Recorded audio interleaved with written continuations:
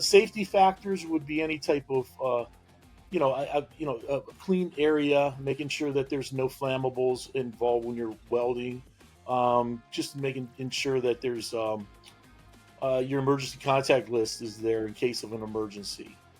Making sure that we do our job as a mechanical contractor to ensure safety for others that are around us, whether it's a welding flash, using welding screens, and rigging too. There's typically a lot of rigging that's done as far as for piping that goes, especially in the interior of a building. And we use a lot of heavy equipment as far as setting equipment. So the safety factor there, having a rig plan in place and logistically knowing what your surroundings are.